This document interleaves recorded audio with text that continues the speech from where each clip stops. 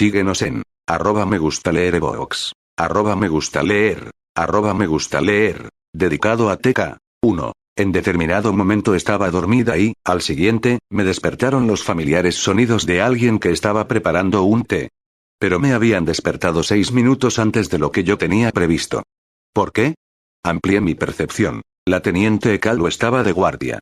Por alguna razón estaba enfadada, incluso un poco indignada. La pantalla que tenía delante mostraba una vista de la estación Actoet y de las naves que había a su alrededor.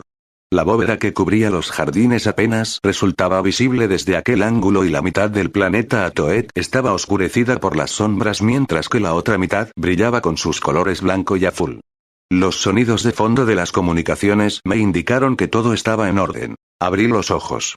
Las pantallas de mi habitación mostraban la misma vista del espacio que la que veía la teniente Ekalu desde el puente de mando. La estación Actoet, las naves, el planeta, y también las balizas de los 4 portales interestelares del sistema.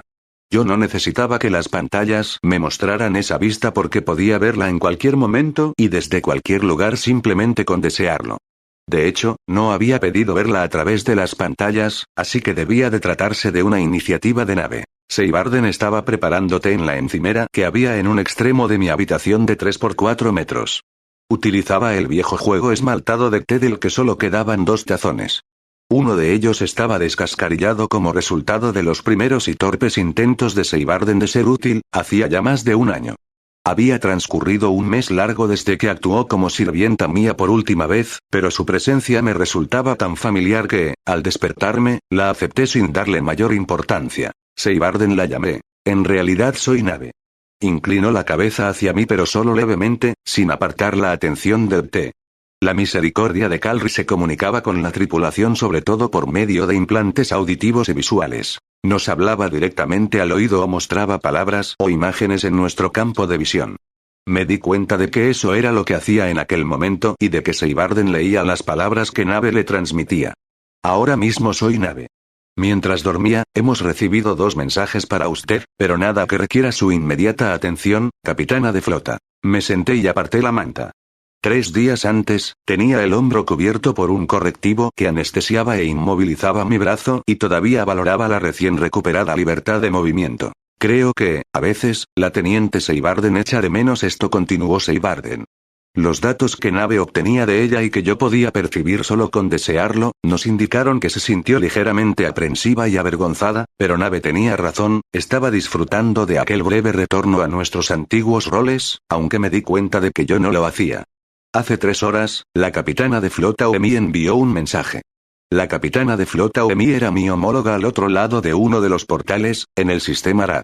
Estaba al mando de todas las naves militares Ratchai emplazadas en aquel sistema con las implicaciones que eso conllevaba, ya que el espacio Ratchai estaba enfrascado en una guerra civil y tanto la autoridad de la capitana de flota Oemi como la mía procedían de la parte de Anaander Mianai que, en aquel momento, dominaba el Palacio Omauk.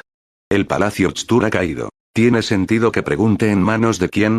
Seibarden se volvió con un tazón de té en una de sus enguantadas manos y se acercó a mí, que seguía sentada en la cama. Después de tanto tiempo, me conocía demasiado bien para que le sorprendiera mi pregunta o le incomodara el hecho de que todavía no me hubiera puesto los guantes. ¿En las manos de la Lord Mianai, de quién si no? Replicó mientras esbozaba una leve sonrisa. Y me tendió el tazón de té. La que, según la capitana de flota Oemi, siente muy poco aprecio hacia usted, capitana de flota, o hacia la misma capitana de flota Oemi. Ya. Para mí había muy poca diferencia entre cualquiera de las partes de Anaander Mianai, la Lord del Ratch, y ninguna de ellas tenía razones para estar complácida conmigo. Pero yo sabía a cuál de esas partes apoyaba la capitana de flota Oemi. Posiblemente incluso era esa parte. Anaander disponía de multitud de cuerpos y solía estar en docenas, por no decir cientos de lugares a la vez. Pero ahora era menos numerosa, se había fragmentado y había perdido muchos de sus cuerpos clonados en la lucha contra sí misma.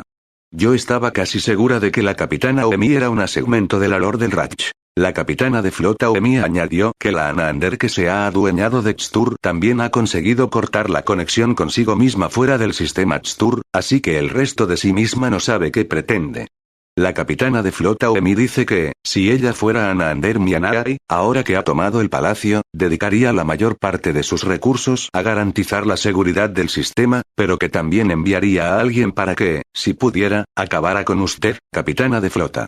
La capitana de la flota Arat también desea señalar que recibió la información de una nave situada en el Palacio Omaug, de modo que tiene semanas de antigüedad. Bebí un sorbo de té. Si la tirana fuera lo bastante estúpida para enviar naves aquí nada más asumir el control de Tstur, lo antes que podría llegar sería, la misericordia de Kalg me mostró unos datos, dentro de una semana. Esa parte de la Lord del Ratch tiene razones para estar sumamente enfadada con usted, señaló Seibarden en nombre de Nave.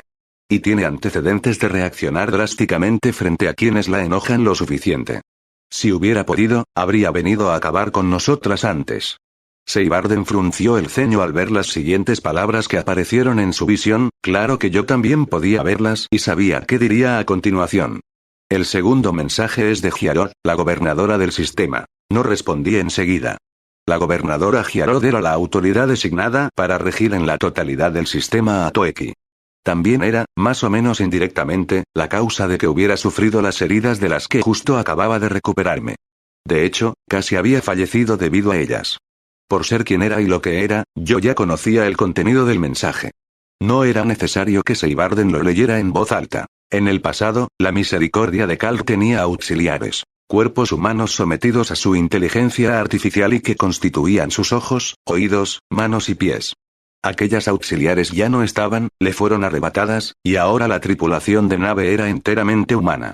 Yo sabía que los soldados comunes que había a bordo a veces actuaban en su nombre. Hablaban por ella y hacían cosas que ella ya no podía hacer, como si fueran las auxiliares que había perdido, aunque, por lo general, no lo hacían delante de mí.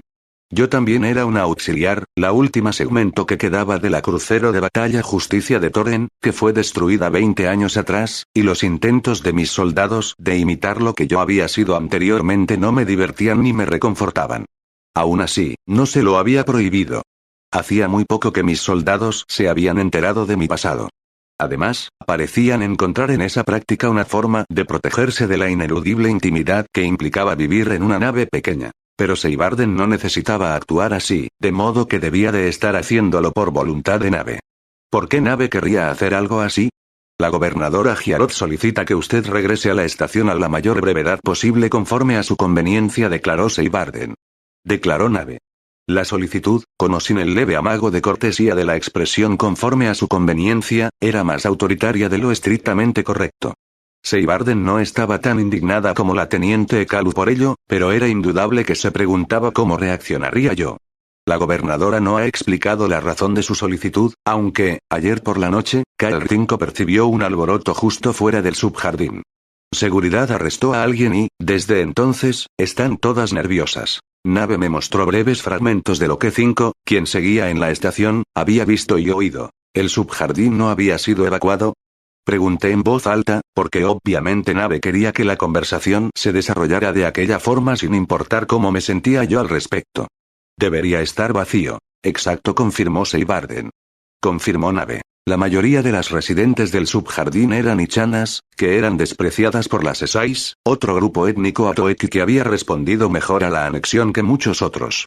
En teoría, cuando las Ratchais anexionaban un nuevo mundo a su imperio, las distinciones étnicas se volvían irrelevantes, pero la realidad no era tan simple. Por otro lado, algunos de los temores más irracionales de la gobernadora Giarod estaban relacionados con las ichanas que vivían en el subjardín. Estupendo. Despierta a la teniente Tisarwat, ¿quieres, Nave? Desde que llegamos, Tisarwat había dedicado tiempo a establecer contactos en el subjardín y también entre el personal de administración de la estación. Ya lo he hecho, contestó Seibarden en nombre de la misericordia de Kalr. Cuando usted se haya vestido y desayunado, su lanzadera ya estará preparada. Gracias. Me di cuenta de que no quería decir gracias, Nave, ni gracias, Seibarden.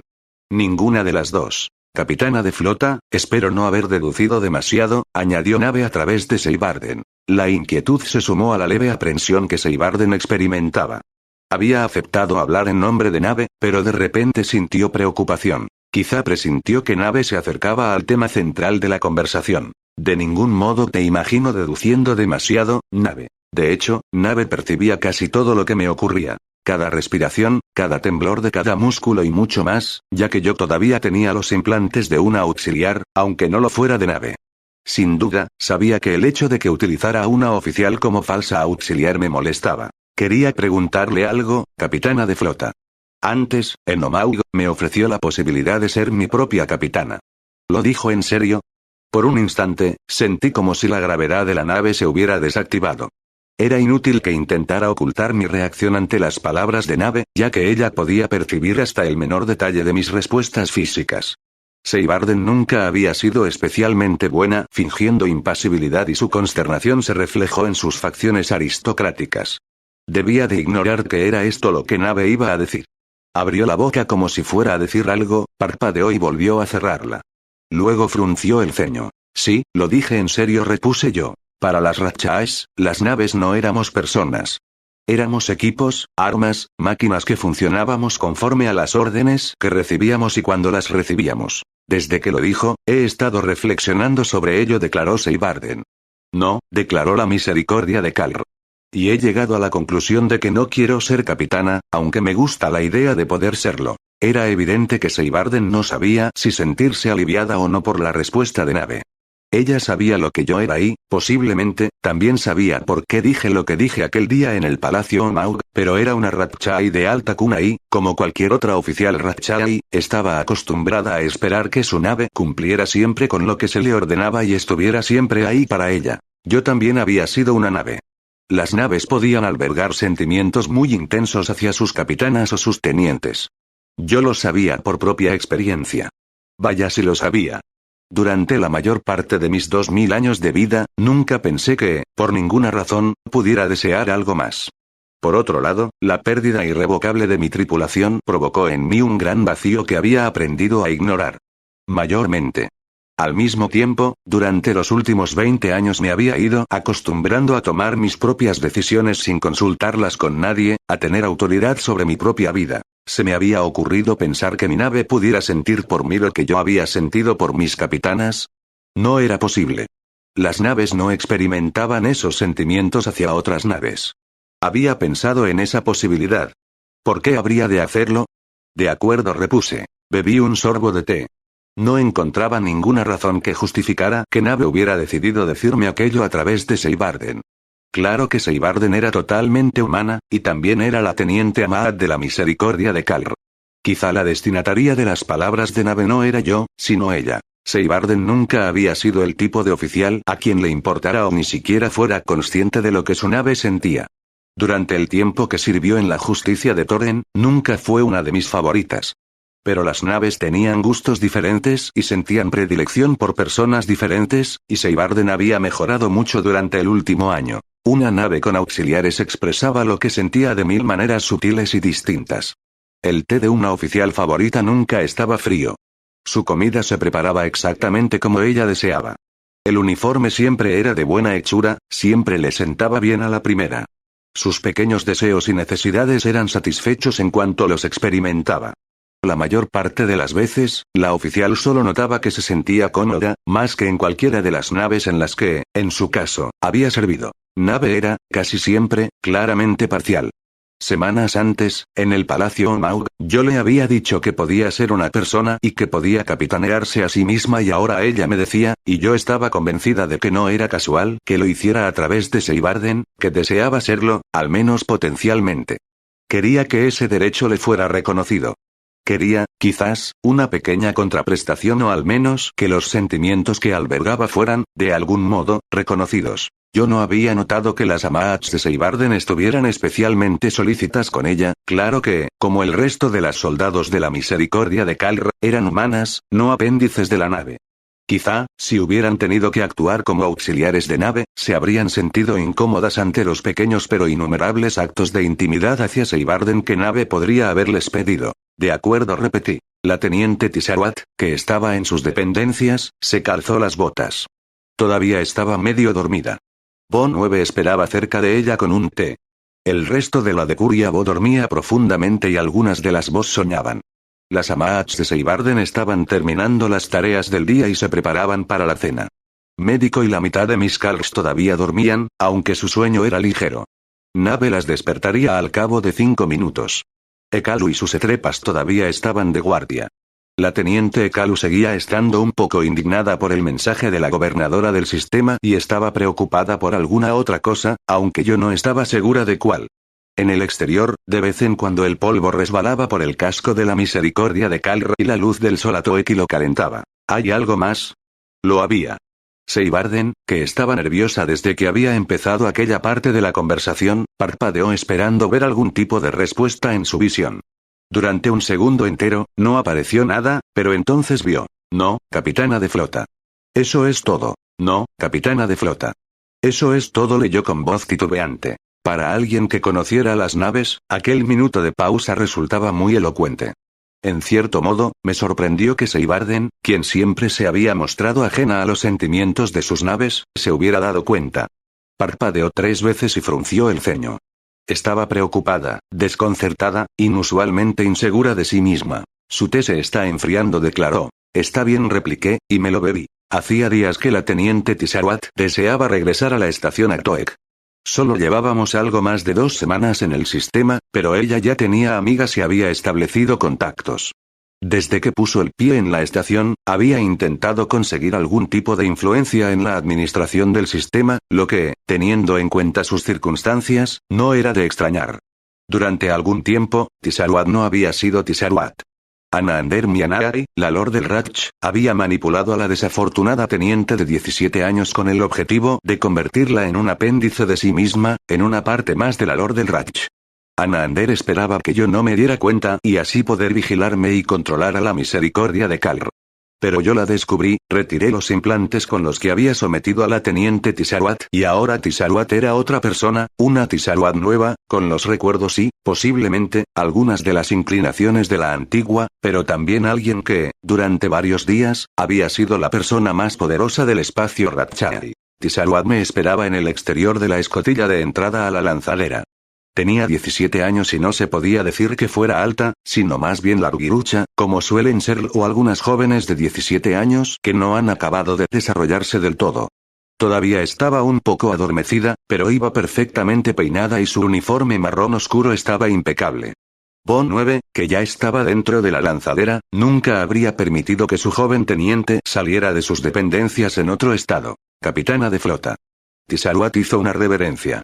Gracias por llevarme con usted. Sus ojos lilas, un vestigio de la antigua Tisarwat, que era frívola e inconstante y que con toda probabilidad empleó su primer sueldo en cambiar el color de sus ojos, tenían una expresión seria.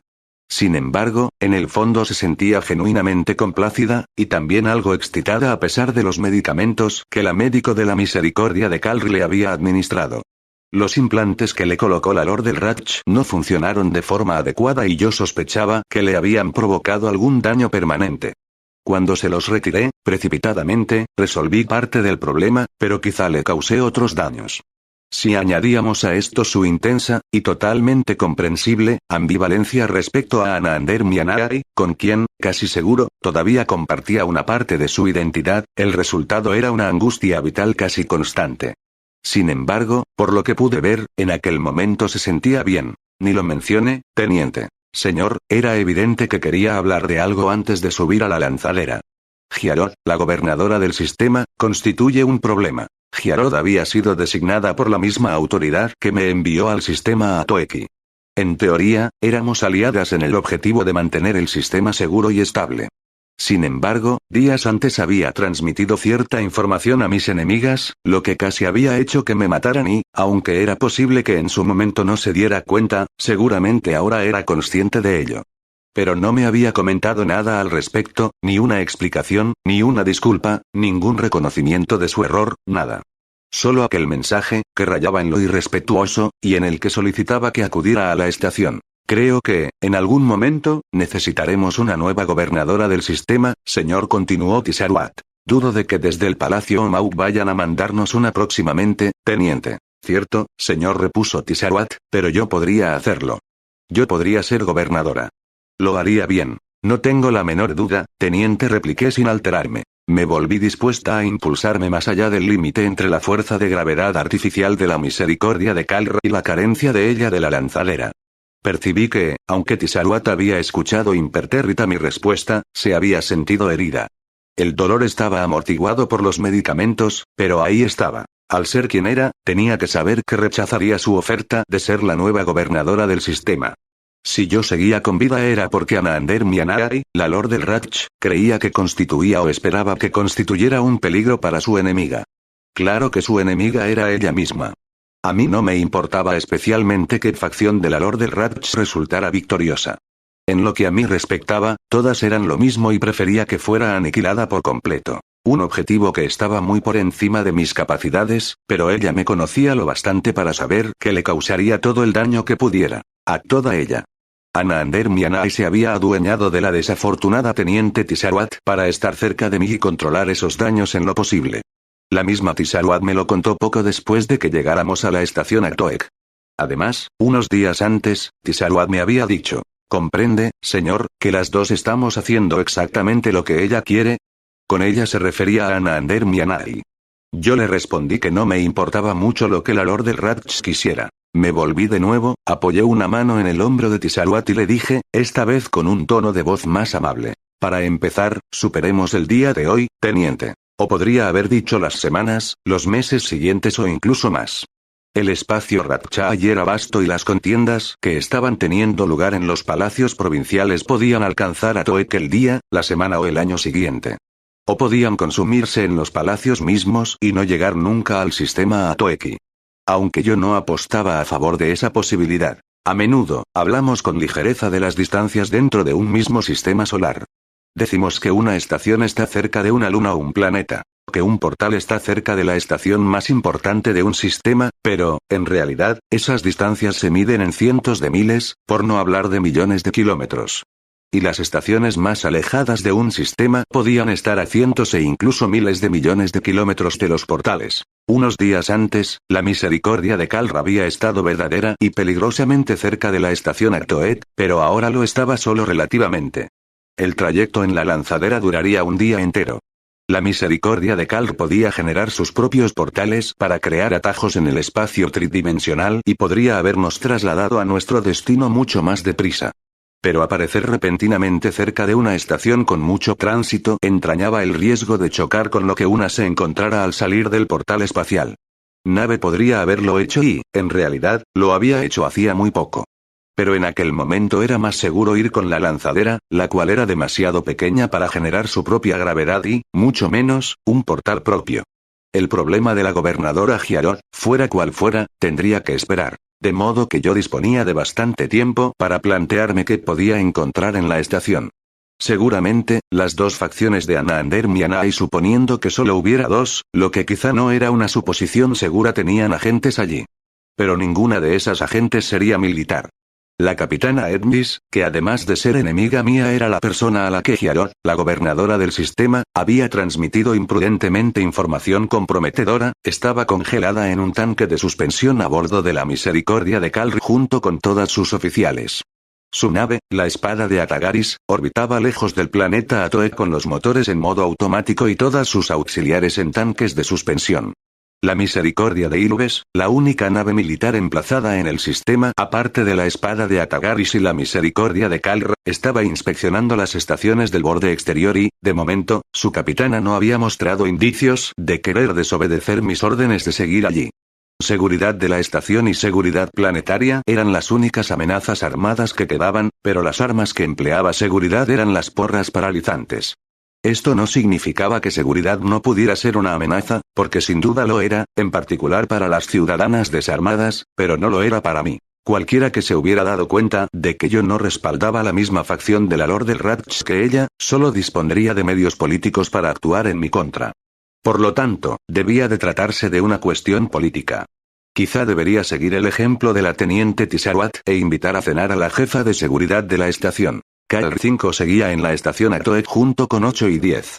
La estación ya estaba superpoblada incluso antes de que el subjardín resultara dañado y fuera evacuado, y no había suficientes camas para todo el mundo, así que mis Kalrs habían colocado cajones de embalaje y camastros en el extremo de un pasillo sin salida.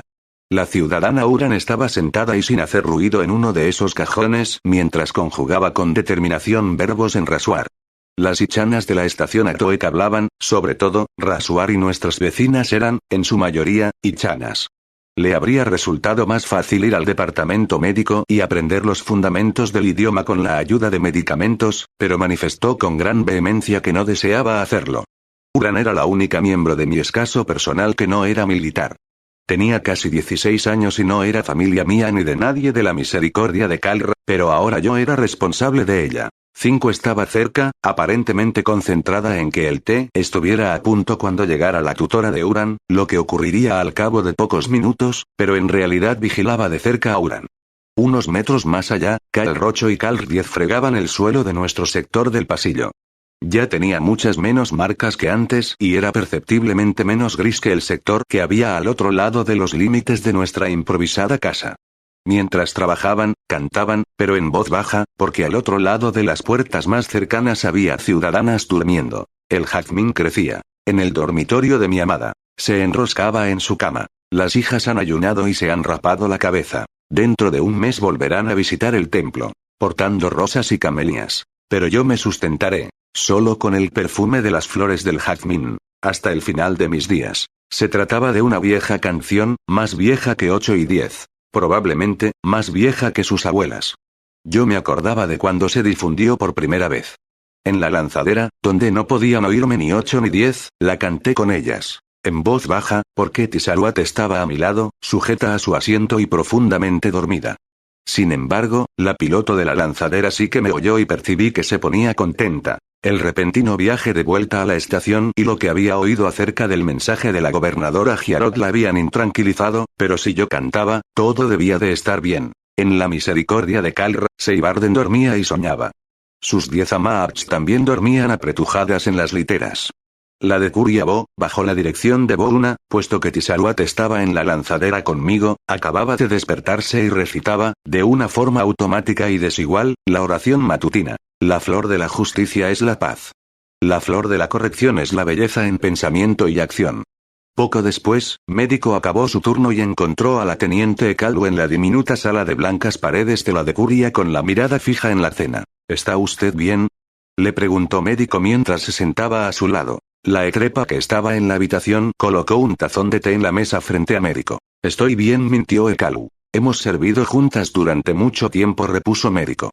Ekalu, desconcertada, no levantó la vista ni dijo nada. Antes de que la promovieran, habría acudido a sus compañeras de Decuria en busca de apoyo, pero ya no puede hacerlo. Ahora son de Seibarden. Antes de que yo llegara, antes de que la anterior capitana de la misericordia de Kalr fuera detenida por traición, Ekalu era Amaatuna. Y supongo que siente que no puede recurrir a sus etrepas. La Ekrepa que atendía a Ekalu permanecía impasible en una esquina de la habitación. Muchas tenientes lo harían, claro que ellas no proceden de sus decurias, ¿no? No añadió que a Ekalu quizá le preocupaba minar su autoridad frente a unas compañeras que, durante años, la habían conocido como soldado común. Tampoco añadió que Ekalu sabía, de primera mano, lo desigual que podía ser ese tipo de intercambio. Pedir cualquier tipo de consuelo o apoyo emocional a las soldados que servían a su mando. Me atrevo a decir que es usted la primera en ser promovida de una decuria. No lo soy, replicó Ekalu con voz neutra. La capitana de flota también lo fue. Se refería a mí. Supongo que usted lo sabía desde el principio. Se refería a que Médico sabía que yo era una auxiliar, no una humana. ¿Entonces es ese el problema?, preguntó Médico. No había probado el té que la Ekrepa le había servido. ¿Que la capitana de flota esté antes que usted? No, claro que no. Ekalu por último levantó la vista y su expresión impasible cambió momentáneamente, pero enseguida volvió a la inexpresividad. ¿Por qué habría de serlo? Yo sabía que estaba siendo sincera. Médico realizó un gesto de indiferencia. Algunas personas sienten celos, y la teniente Seibarden está muy unida a la capitana de flota. ¿Y usted y la teniente Seibarden? Sería absurdo sentir celos de la capitana de flota, declaró Ekalu con voz atona. Esto también lo dijo en serio. Su afirmación podía ser tomada como un desprecio hacia mí, pero yo sabía que no era esa su intención. Y estaba en lo cierto. No tenía el menor sentido sentir celos de mí. Ese tipo de cosas no siempre tienen sentido, observó Médico con sequedad. Ekalu guardó silencio. A veces, me he preguntado qué pasó por la mente de Seibarden cuando descubrió que la capitana de flota era una auxiliar. Ni siquiera era humana. Entonces, en respuesta a un levísimo y breve cambio de expresión de Ekalu, añadió. Pero no lo es. Me imagino que ella misma se lo dirá. ¿Se referirá acaso a la capitana de flota como ello en lugar de ella? La retó Ekalu, y enseguida apartó la mirada. Le ruego que tenga la bondad de disculparme, médico. Simplemente, eso no me parece bien. Como yo podía ver lo que Nave veía, percibí que médico reaccionaba con extrañeza ante la sumamente formal disculpa de Ekalu y ante su repentino y cuidadoso intento de disimular su habitual acento de clase baja. Pero médico conocía a Ekalu desde hacía mucho tiempo, y la mayor parte de este, como la misma médico había dicho, cuando todavía formaba parte de una decuria. Seguro que Seibarden cree que comprende lo que es estar en lo más bajo del montón, declaró médico. Sin duda, ha aprendido que es posible encontrarse ahí a pesar de haber nacido en una buena familia, tener unos modales impecables y que todo apunte a que Aatro le ha concedido una vida de abundancia y felicidad. Ha aprendido que es posible que alguien a quien ella desdeñaba y despreciaba sea merecedora de su respeto. Y ahora que lo ha aprendido, se imagina que la comprende a usted. Se le ocurrió otra idea. Por eso no le ha gustado que diga que la capitana de flota no es humana, no es así. Yo nunca he estado en lo más bajo de ningún montón.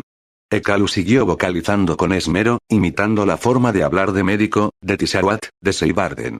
Incluso la mía. Y ya le he dicho que estoy bien. Entonces debo de estar equivocada, replicó médico sin rencor ni sarcasmo en la voz. Le pido su indulgente perdón, teniente. Se mostró más formal de lo necesario. Al fin y al cabo, conocía a Ekalu desde hacía mucho tiempo y, durante había sido su médico. Por supuesto lo tiene, médico. Seibarden seguía durmiendo. No era consciente de la frustración que experimentaba su colega y amante. No era consciente, al menos eso temía yo, de la buena disposición de Nave hacia ella, un sentimiento que yo empezaba a sospechar que se había convertido en cariño de verdad. Nave era capaz de hablar directamente de un montón de cosas, pero nunca de esos sentimientos. Yo estaba convencida de ello. A mi lado, en la lanzadera, Tisarwat masculló algo y se agitó, pero no se despertó. Dirigí mis pensamientos a lo que podía encontrar en la estación Actoet cuando llegáramos y a lo que debía hacer al respecto.